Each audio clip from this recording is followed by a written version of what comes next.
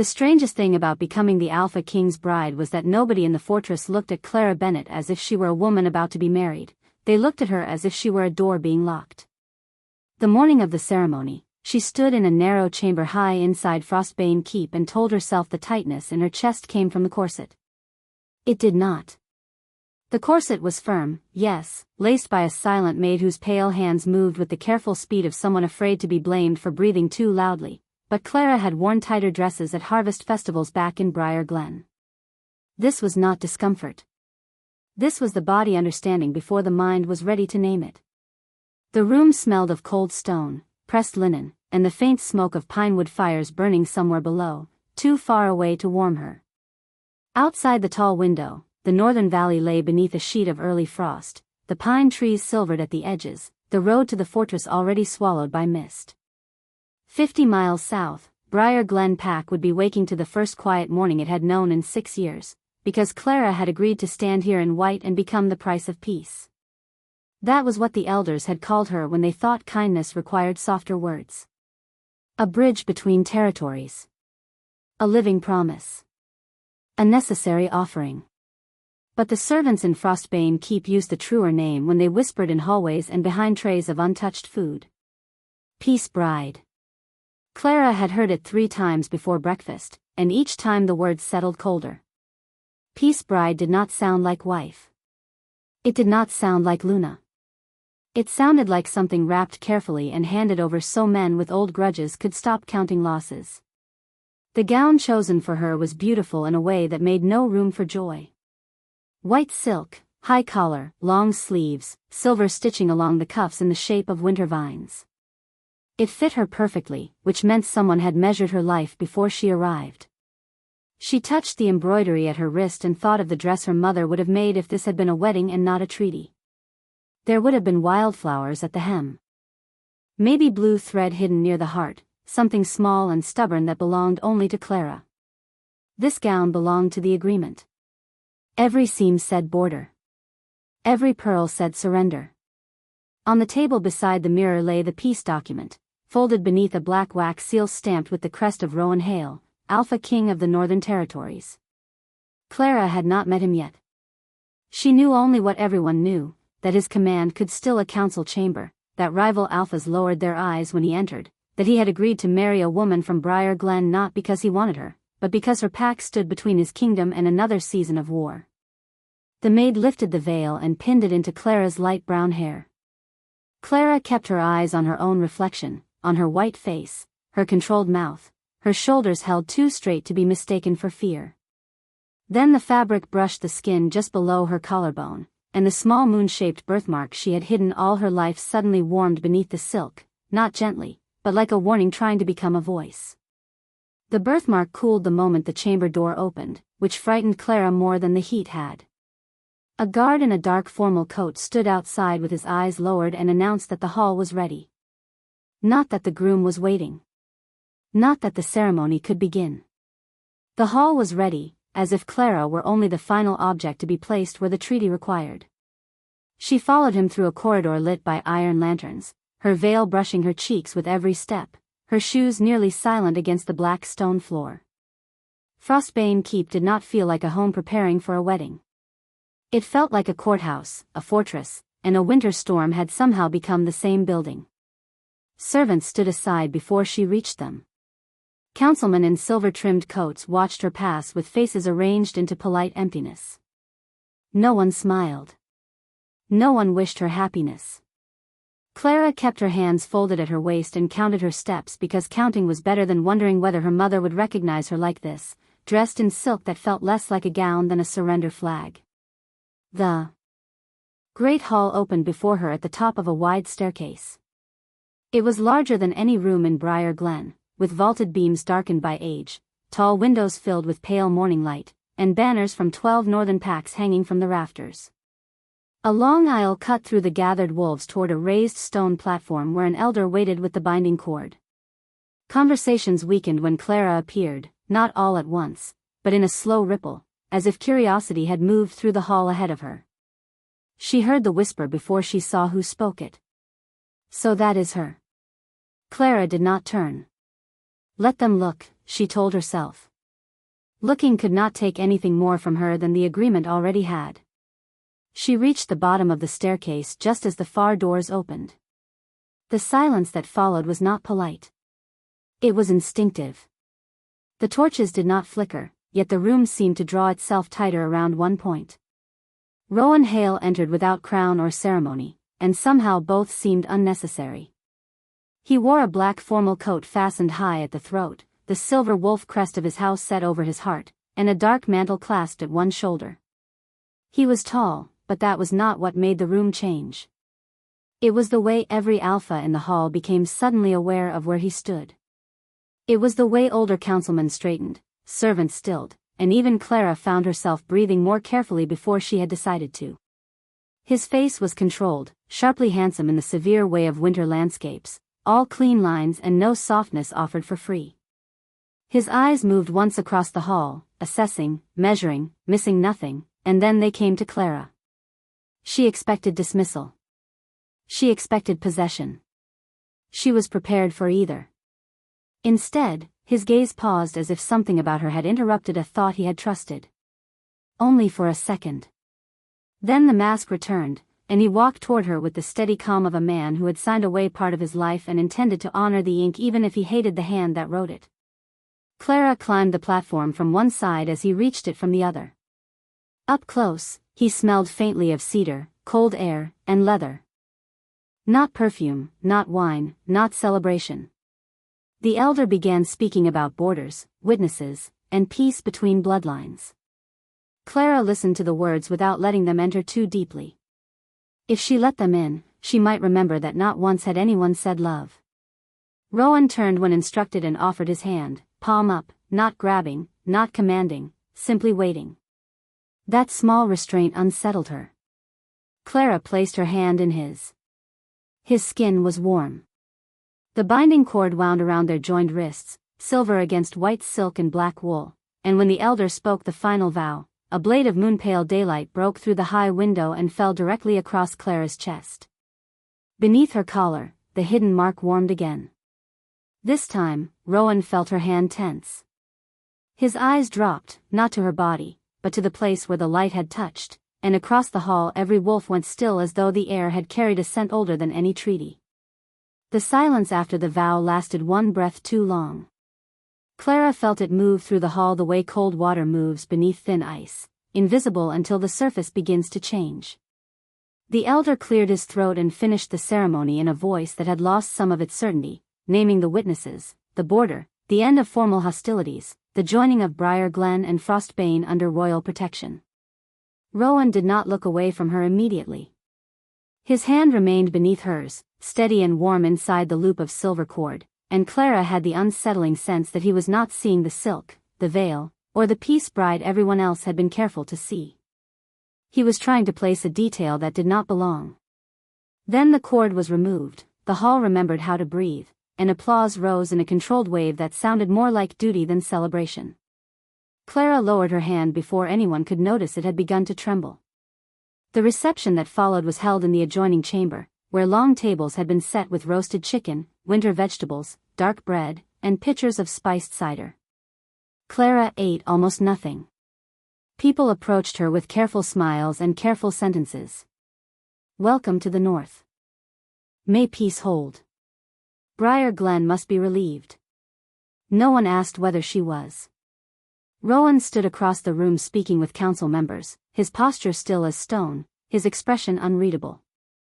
Every few minutes, his eyes found her, not softly, not warmly, but with a focus that made Clara feel as if a locked drawer inside her life had begun to rattle. Near dusk, a maid guided her away from the gathering and through the northern wing to a suite of rooms so beautiful they made Clara feel lonelier than any plain room ever had. There was a wide bed covered in white fur blankets, a carved wardrobe, a fireplace already burning, and tall windows looking down over the frozen courtyard. A silver tray held tea, sliced pears, and honey cakes no one had asked whether she liked. Everything had been prepared. Nothing felt chosen. Rowan arrived an hour later, after the sky had gone deep blue beyond the glass. He knocked once, waited for her answer, and entered only after she said yes. Clara noticed that. She wished she had not. He stood near the fire instead of coming closer, the flames lighting one side of his face and leaving the other in shadow. "There are terms we should speak plainly," he said.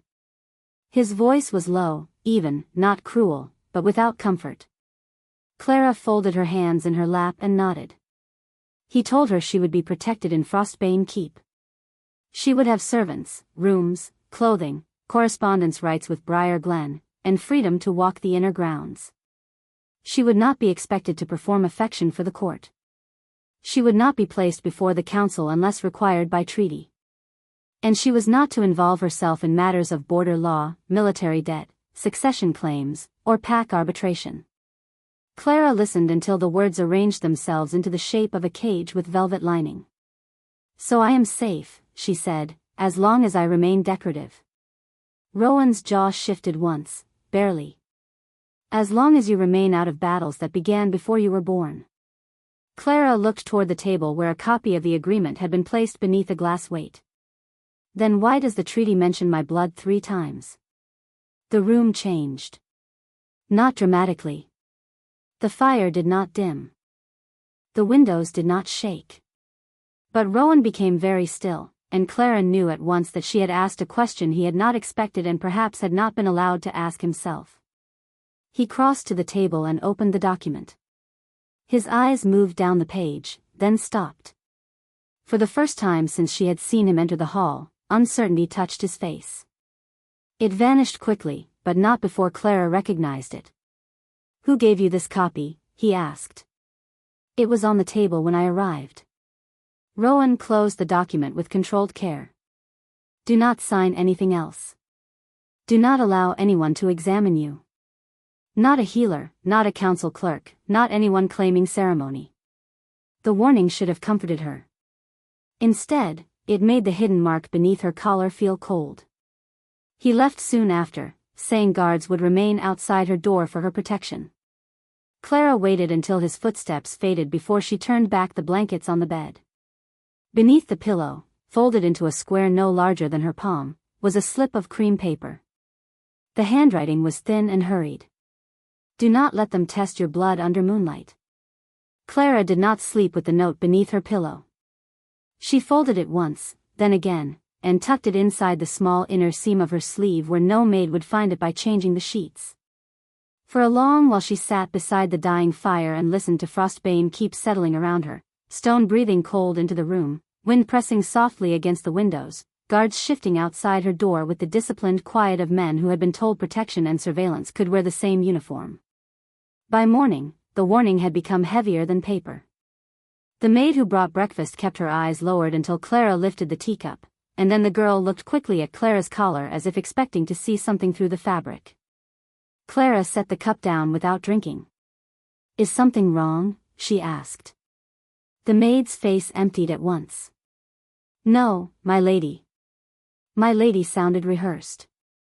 Peace Bride had sounded honest. After breakfast, Clara asked to walk the inner grounds, and the guard outside her door permitted it with a pause just long enough to remind. Her permission was being granted, not assumed. Frostbane Keep was wider than it had looked from the road, built in layers around 3 courtyards and a central tower whose upper windows had been sealed with dark glass. Everywhere she went, there were signs of old power pretending to be ordinary architecture, wolves carved into banisters, crescent moons hidden in ironwork, silver-threaded banners locked behind glass. Twice, servants stopped talking when she approached. Once, a gray-haired council clerk turned so quickly from a hallway that the papers in his arms slipped and scattered across the floor. Clara bent to help him gather them, and he flinched before she touched a single page. That was when she first saw Malcolm Voss.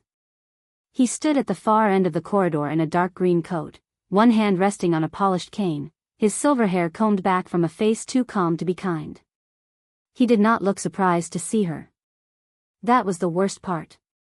"Your Majesty should not trouble herself with clerk's work," he said, and the title sounded less like respect than a test. Clara straightened slowly. "I was only helping." "Of course." His smile did not reach his eyes. "The North is grateful for your gentle instincts. Still, certain wings of the keep can be confusing for someone newly arrived. he offered to escort her back. Clara thanked him and chose another corridor instead. Behind her, she felt his attention follow like a hand placed between her shoulder blades. Rowan was absent most of the day, locked in border meetings with alphas from the Western Ridge, settling disputes the treaty had postponed rather than healed. Clara saw him only once through the open doors of the council chamber, standing at the head of a long table while older men argued over maps. He looked tired in a way kings were probably trained to hide. When his eyes met hers across the distance, his expression sharpened, but Malcolm stepped into her path before either of them could speak. "The library is this way," Malcolm said smoothly. Clara had not asked. That evening, when the corridors thinned and the servants carried trays toward the lower dining hall, Clara returned alone to the eastern wing. She did not know why except that every careful warning in the keep seemed to lean away from that direction. Voices reached her before she reached the locked archive door. Malcolm's voice came first, low and precise. "The marriage secured the border. The blood clause will secure the throne." Another man murmured something Clara could not catch. Malcolm answered, colder now. "Only if she remains quiet until the moon right. The king does not need to understand every instrument placed in his hand." Clara stepped back, her pulse suddenly loud in her ears. Her shoulder brushed the silver lock on the archive door, a crescent wrapped around a small crown. The metal warmed beneath her sleeve, clicked once, and opened. The door opened inward without a sound, and that was somehow worse than a creak would have been. Clara slipped through the narrow gap and closed it behind her with both hands, gently, carefully, as if the room might wake if she startled it. The air inside was colder than the corridor and dry in a way that made every breath feel old. Moonlight entered from a high round window, falling across shelves crowded with leather-bound ledgers, sealed boxes, rolled maps, and portrait frames turned face down beneath gray cloth. This was not a library. Libraries invited hands. This room had been arranged to discourage memory itself. Clara stood very still until the voices outside faded. Only then did she let herself move. Her fingers passed over labels written in ink so pale it had nearly vanished: border settlements, succession petitions, northern claims, Moon court holdings. The last words made the hidden mark beneath her collar warm again. Not sharply this time. More like recognition. She pulled the ledger free and set it on the long table at the center of the room. Dust lifted in a soft silver cloud. The pages smelled of dried glue, old paper, and something faintly herbal, like lavender left too long in a drawer. Names filled the columns, hundreds of them, each paired with territories, houses, witnesses, and seals. Many had been crossed out with a single dark line. Not erased. Not explained. Just marked as if they had become inconvenient to record. Clara turned page after page, slower now, until her own breathing seemed louder than the room should allow. At the back of the ledger, tucked beneath a ribbon stiff with age, she found a folded map. It showed the Northern Territories as they had been 23 years earlier, before Briar Glen became a border pack, before Frostbane gained the Ridge Roads, before the council divided old lands into tidy parcels with legal names. One region at the center had been drawn in blue-silver ink. Moon Territory. Clara touched the name before she could stop herself, and the mark near her collarbone pulsed once beneath the silk. Across the room, something shifted. She turned quickly and saw that one of the covered portraits had slid forward against the wall, as if the frame had been waiting for permission to be noticed. Clara should have left then. She knew that. A sensible woman would have returned to her guarded room, hidden the note, and pretended ignorance until she understood the danger better. But Clara had spent her whole life being told when to lower her eyes, when to accept less, when not to ask why a girl from Briar Glen had no baby pictures before her second winter and no family stories that matched the shape of her face. She crossed the room and lifted the cloth. The woman in the portrait was young, perhaps not much older than Clara, with pale skin, light brown hair, and gray-blue eyes that looked back with such familiar steadiness that Clara forgot to breathe. Around the woman's throat rested a silver circlet shaped like a crescent moon holding a small crown. Beneath the portrait, someone had scraped away the nameplate, but not completely. A few letters remained beneath the damage. Last Moon Queen. Clara's hand went to her own throat. The room seemed to tilt without moving. On the shelf below the portrait sat a narrow cedar box. It was not locked. Inside were nursery records, adoption transfers, and a list titled Children Removed Under Emergency Protection. Most names were sealed. One entry near the bottom had been burned at the edge, leaving only initials, a date, and a receiving pack. C.B. Female infant. Delivered to Briar Glen under winter cover. Clara read it once. Then. Again. The letters did not change. Clara Bennett, the name she had thought belonged to a small life at the edge of someone else's politics, suddenly felt like the corner of a much larger truth. Behind her, the archive door opened. Rowan Hale stood in the threshold, his face unreadable until his eyes moved from Clara to the portrait, then to the open box in her hands. For the first time since she had met him, the Alpha King looked not angry, not cold, but afraid of what had already been done. Rowan did not ask Clara what she was doing there.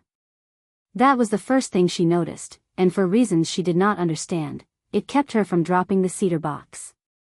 He stepped into the archive and closed the door behind him, not loudly, not sharply, but with the controlled care of a man sealing a room before the truth inside it could escape into the wrong hands. His eyes moved once more over the portrait, the map, the ledger, the nursery record in Clara's hands, and something in his expression tightened so completely that it almost stopped being expression at all. "Who showed you this room?" he asked. Clara's fingers closed around the edge of the box. "No one. The lock opened when I touched it." He looked at the silver crescent set into the door, and the little color that had been in his face seemed to leave it. Clara waited for accusation. She was prepared for it, had been prepared for it all her life in small ways, the way a girl from a border pack learns to brace before asking for anything. But Rowan did not accuse her. He crossed the room, took the nursery record only after she allowed him to, and read the burned entry in silence. His jaw shifted once. "They knew," he said, so quietly Clara almost thought he had meant it for himself. "The council knew before the wedding." "Knew what?" Clara asked, although the question felt fragile, as if speaking it too directly might break the last ordinary piece of her life. Rowan looked at her then, and the cold king she had met in the hall was gone for one unguarded second. In his place stood a man seeing the shape of a trap after the door had already closed. "That you were never a peace offering." He returned the paper to her, careful not to touch her fingers by accident. "Come with me." He led her through a servant's passage behind the archive, down a narrow stair and into a private strategy room beneath the western tower. It was warm there, lined with maps, old charters, and shelves of sealed correspondence. A low fire burned in the hearth. Rowan locked the door, then moved to the long table and spread the treaty beneath the lamplight. "Tell me about Briar Glen," he said. Not as a king commanding a report. As someone trying to find where a lie had first been folded into a life. Clara remained standing. "There is not much to tell. There is always more than people allow girls like you to tell." The words were plain, and because they were plain, they unsettled her. So she told him. She told him about the Bennets, who had raised her kindly but never answered questions about the first year of her life. She told him about the white wool blanket stored in her mother's cedar chest, though no one ever explained where it came from. She told him how her mother used to fasten high collars on her dresses whenever the moon was full, how she said the mark near Clara's collarbone was only a birthmark and nothing worth showing. She told him that on clear nights she sometimes heard howling from miles beyond Briar Glen, not with her ears exactly, but somewhere deeper, as though a part of her remembered a road her feet had never walked. Rowan listened without interrupting. That frightened her almost as much as everything else. Men in power usually waited for silence only so they could fill it. He waited as if her words were evidence. At last he turned the treaty toward her and pointed to 3 clauses written in smaller script beneath the border terms. Blood verification. Moon right eligibility. Transfer of dormant territorial claim through recognized union. Clara read them once, then again, feeling each phrase settle colder than the one before. "I do not understand." If your blood is what these records suggest, then the Old Moon territory does not belong to the council families who divided it after the war. It belongs to you, or to any legal line you establish. His voice hardened, but not at her. Never at her. The marriage did not secure peace. It placed you where they could control your name, your claim, and any future tied to it. Clara sat down because her knees had stopped feeling entirely trustworthy. She did not cry. The room was too full of things that needed understanding. Rowan stood across from her, one hand resting on the treaty as if resisting the urge to tear it in half by will alone. They did not give me a bride, he said. They gave me the heir they failed to bury. By dawn, the note beneath Clara's sleeve no longer felt like a warning from a stranger. It felt like the first honest thing anyone at Frostbane Keep had given her. Rowan had sent her back to the northern suite before sunrise with 2 guards he trusted and one instruction spoken so quietly it had seemed carved from restraint: trust no ceremony arranged without my seal. But ceremonies, Clara was learning, did not always ask permission from kings. The summons arrived just after breakfast on thick ivory paper carried by Malcolm Voss himself. He stood in her sitting room with his polished cane, his silver hair immaculate, his smile arranged with such care that Clara understood at once it had been practiced for witnesses. Behind him waited 2 council clerks and a matron from the royal household, all of them pretending this was normal. A final formality, Malcolm said. The treaty requires a moon right to complete the recognition of your position. Clara folded her hands over the blue wool dress she had chosen instead of the white gowns laid out for her. The king did not mention a rite this morning. Malcolm's smile thinned by almost nothing. His Majesty carries many burdens. The council carries details. There it was again, the soft language of control. Details. Formality. Recognition. Words that made a locked door sound like hospitality. Clara looked at the paper without taking it. And what does this rite require? A simple blood verification beneath moonlight. No discomfort beyond a pinprick. No danger. No delay. The hidden mark near her collarbone seemed to go cold. Clara thought of the treaty clauses, of the nursery record, of Rowan's face when he realized the trap had already closed. She also thought of Briar Glen, 50 miles away, where peace would be used as a leash if she appeared frightened enough to pull. No, she said. Malcolm's eyes sharpened. The room became very quiet. My lady? No private right. No council chamber. No closed doors. Clara heard her own voice and was surprised by how calm it sounded. If my blood matters enough to be written into a treaty, then it matters enough to be witnessed by every pack bound by that treaty. For the first time, Malcolm Voss did not answer quickly. The matron looked down. One clerk swallowed. Clara stood, smoothing one invisible crease from her sleeve because her hands needed something ordinary to do. The rite will happen in the outer stone court, under the open sky, after moonrise. Briar Glen witnesses will be present. Frostbane witnesses will be present. The Western Ridge Alphas will be present. And Rowan Hale will stand where everyone can see whether the council speaks for him or merely near him. Malcolm's face did not change much. Men like him did not give away anger when polish could do the work instead. You are newly arrived, he said. You may not yet understand the weight of northern custom. Clara met his eyes. Then let the North teach me in public. Rowan found her an hour before moonrise in the corridor outside the old chapel, where she stood watching servants carry lanterns toward the courtyard. He did not ask why she had challenged the council. Perhaps he already knew. He only stopped beside her, his black mantle folded over one arm. They will try to make you feel alone out there, he said. Clara looked through the window at the pale sky fading over the frozen pines. I have been alone in rooms full of people before. Something moved across Rowan's face, not pity, not admiration, but a quiet kind of pain he had no right to show and showed anyway. He stepped closer, still leaving space between them, and placed the heavy mantle around her shoulders. It smelled of cedar, cold air, and smoke from the strategy room fire. Then let them see you standing, he said. When Clara walked into the stone court beneath the rising moon, the gathered packs fell silent. Malcolm waited beside a silver basin filled with clear water, his clerks behind him, his smile returned. Clara offered her hand before anyone could reach for it.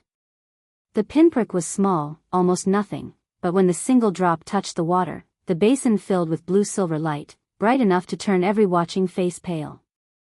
Somewhere in the crowd, an old wolf whispered a title Clara had never heard spoken aloud, and the mark beneath her collar burned like a name remembering itself. The blue-silver light did not fade. It rose from the basin in a slow column, soft as mist and bright as winter dawn, touching Clara's face, her hands, the dark mantle on her shoulders, and the mark hidden beneath her collar until the cloth itself seemed to glow from within. No one spoke at first. The silence was too large for speech, too old for ordinary disbelief. Clara stood with her hand still extended above the basin, feeling the tiny sting on her fingertip and the much larger ache of a life rearranging itself around a truth she had not asked to carry. Then the oldest wolf in the courtyard lowered to one knee. He moved carefully, as if age had made his bones stubborn, but his head bowed with a certainty that made the watching packs draw breath together. "Moon Heir," he said. The title passed through the crowd like wind through pine branches. Moon Heir. Moon Heir. Not peace bride. Not border girl. Not treaty wife. Clara felt the words reach for her, and for one frightened second she wanted to step back from them. A title was not warmth. A bloodline was not a mother's arms. A crown hidden in history did not explain why she had grown up with unanswered questions and high collars and adults who looked away whenever she asked where she came from. Her knees trembled beneath the blue dress, but Rowan's mantle was heavy around her shoulders, and somehow that weight reminded her she was still standing. Malcolm Voss recovered before the others did.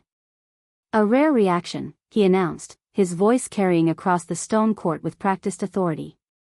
"But not a conclusion. Moon rights are delicate. The basin may have been affected by old residue, by unauthorized contact, by emotional disturbance." Clara looked at him. She did not raise her voice. "Then repeat it." Malcolm stilled. "Pardon?" "Repeat it with a basin brought from your own clerk. Repeat it with water drawn in front of everyone. Repeat it with witnesses from every pack." A murmur moved through the courtyard, not loud, but alive. Malcolm's mouth curved in a small, patient smile. "My lady, that is not necessary. It was necessary when you thought the answer belonged to you." Rowan did not speak, and because he did not, every eye understood something important. The Alpha King was not taking the moment from her. He stood 3 steps behind and to her right, close enough that his protection was visible, far enough that her voice had space to become her own. Malcolm noticed it too. His gaze flicked toward Rowan, searching for rescue and royal command, but Rowan only looked back with cold, unreadable stillness. Clara reached to her collar and unfastened the top clasp of her dress. Nothing improper showed, only the pale skin near her collarbone and the small moon-shaped mark that had been hidden all her life. Under the open sky, it shone the same blue-silver as the basin. Several wolves lowered their eyes. One woman near the Western Ridge delegation covered her mouth and began to cry quietly, not with fear, but with recognition. Malcolm's face tightened for the first time. "Marks can be imitated." Clara nodded once, as if he had given her a useful point in a council meeting instead of trying to erase her in public. "Then open the archive. Bring the nursery record. Bring the Moon Territory ledger. Bring the treaty with the blood clauses your council placed beneath the border terms." The courtyard changed again. This time it was not magic. It was understanding. People began to look at the council clerks, then at Malcolm, then at the sealed tower behind him where records had slept under dust while families were told their histories were gone. Clara let the silence finish its work. "By witness of every pack here, I request all sealed war records be opened before sunrise.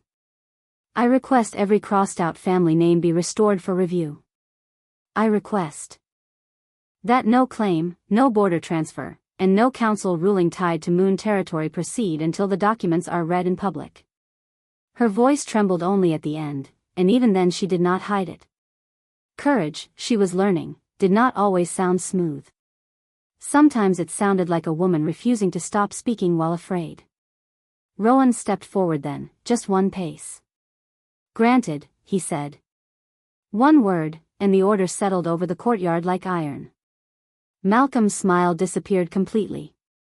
For a moment, Clara thought he might bow.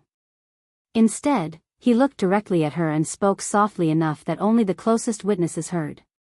"You may have found a name, child, but names do not rule kingdoms."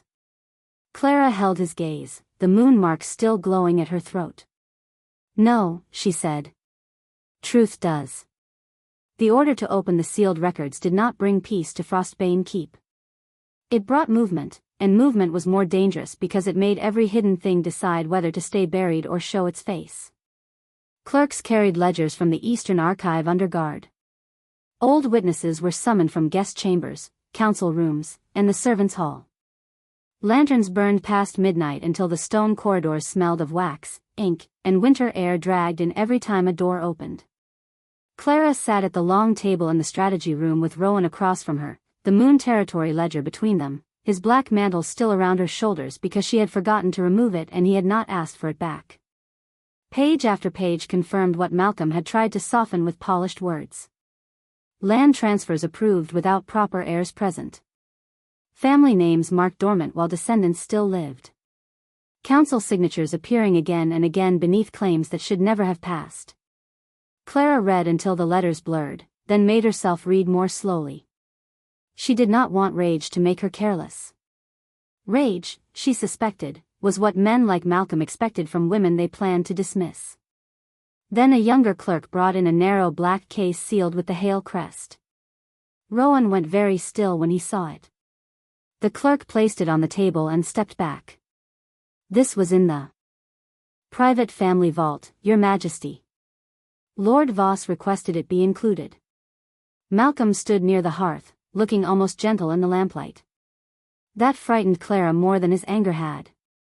Rowan broke the seal himself.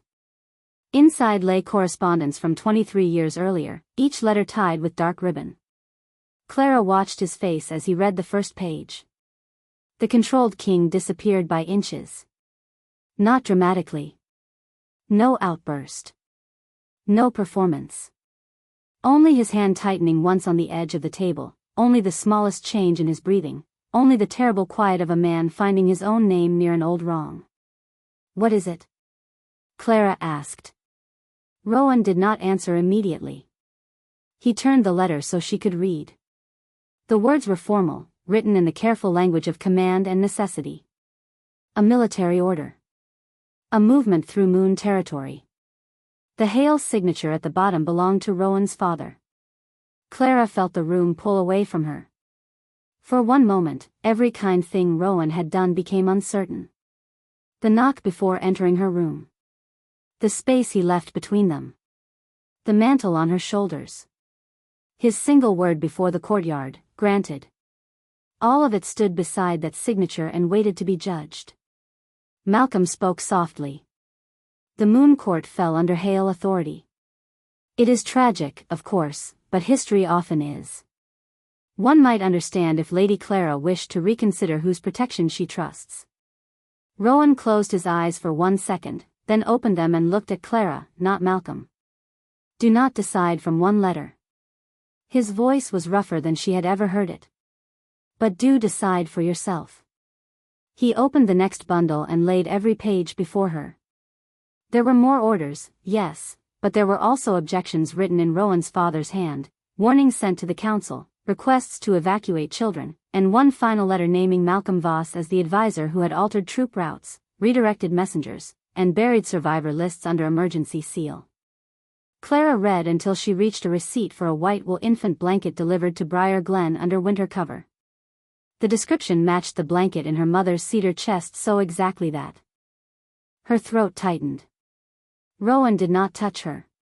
He did not ask to be absolved. He only stood across from her, pale and rigid in the firelight, while the truth placed both their families on opposite sides of a wound neither of them had chosen. "My father signed what he should have questioned," he said. He spent the rest of his life trying to uncover what had been done through his name. That does not erase the signature. Clara looked at him, and the hardest part was that he was not defending himself. Malcolm had offered her a simple story because simple stories were easier to weaponize. Rowan had given her the complicated one and left the choice in her hands. Clara folded the blanket receipt with careful fingers. "No," she said quietly. "It does not erase it." Rowan nodded once, as if he had expected nothing kinder. Clara turned to Malcolm. "But it does tell me who needed the truth divided into pieces." Malcolm's expression cooled. Clara placed the receipt on top of the ledger. "At sunrise, every pack will hear all of it. Not the version that protects Hale pride. Not the version that protects council power. All of it." Sunrise came pale and cold over Frostbane Keep, turning the stone quartz silver before the first witness took a place beneath the open sky. No one called it a ceremony this time. Clara would not allow that word to soften what it was. It was a reckoning, written in ink, sealed by law, and witnessed by every pack that had been taught to accept silence as history. She stood at the center of the court in the same blue dress, Rowan's dark mantle still over her shoulders, the moon mark at her collar no longer hidden. The old ledgers rested on a table before her. Beside them lay the blanket receipt, the altered orders, the survivor lists, and the treaty that had tried to turn her blood into a private instrument. Malcolm Voss stood across from her with 2 councilmen at his side, his face composed, his cane polished, his voice ready before anyone invited it. "A young woman newly arrived cannot be expected to understand the burden of governance," he said, and several men nodded because habit is often louder than courage. Clara let the nods finish. She had learned during the long night that interruption was sometimes a gift to the person trying to control the room. Silence made them hear themselves. When she spoke, her voice was quiet enough that everyone had to lean toward it. "Then I will use your language, Lord Voss." She opened the treaty first. She read the border clause, the blood verification clause, the dormant territorial claim, and the passage that tied recognition to lawful union. Then she opened the Moon Territory ledger and read the names that had been crossed out but not erased. Each name landed in the courtyard like a small bell. Families looked up. Older wolves pressed hands to their mouths. A woman from the Western Ridge began to cry without making a sound when Clara restored her grandmother's house name aloud. Malcolm tried once to object, but Rowan raised one hand, and the objection died before it became a sentence. Clara did not look back at him. She was grateful for his protection, but she no longer needed to borrow his authority to stand upright. She placed the final letter on top of the ledger. These records show that council power was built on sealed claims, hidden survivors, and land transfers approved while heirs were missing but alive. By the law you preserved, by the witnesses you summoned, and by the bloodline you insisted on testing, Moon Territory returns to review under its living heir. Malcolm's politeness cracked at the edges. A mark does not make a queen. Clara touched the small crescent at her collar, feeling its warmth answer the morning light. No. Responsibility does. Then Rowan moved. Not to stand before her. Not to speak over her. He walked to the center of the court, lowered himself to one knee, and bowed his head before every pack gathered there. The sound that followed was not applause. It was recognition, spreading slowly as others knelt, some in loyalty, some in apology, some because the truth had finally become too visible to deny. Malcolm remained standing until the clerks beside him stepped away, and only then did he understand the loneliness of power with no one left to believe it. By noon, the council seals were removed from the Eastern Archive. By evening, messengers rode toward Briar Glen, the Western Ridge, and every forgotten house named in the ledgers.